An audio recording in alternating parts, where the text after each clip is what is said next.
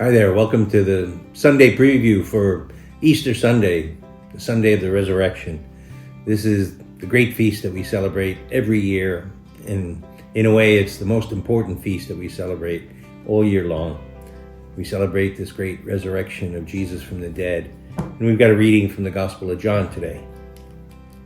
On the first day of the week, Mary of Magdala came to the tomb early in the morning while it was still dark, and saw the stone removed from the tomb. So she ran and went to Simon Peter and the other disciple whom Jesus loved and told them, "They have taken the Lord from the tomb, and we don't know where they put him." So Peter and the other disciple went out and came to the tomb.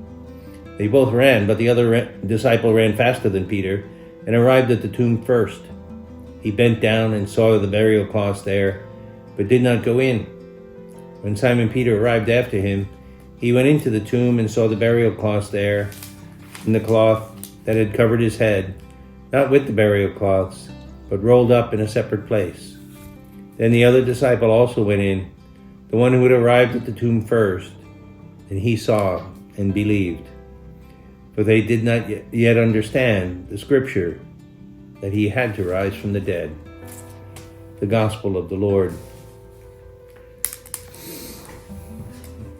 There's so many different things you can say about the resurrection, but this account by St. John is a beautiful one because it has the very human factor of Peter and John arriving to the tomb and going in and just seeing the burial cloths, the empty tomb.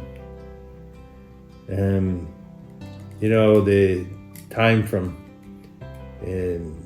Good Friday and the death of Jesus until this moment, the Gospels don't say much at all.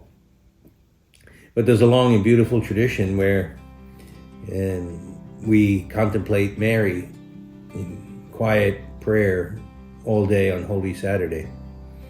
And it's hard to imagine Mary being hysterically crying and so upset. She understood better than these two disciples about the resurrection.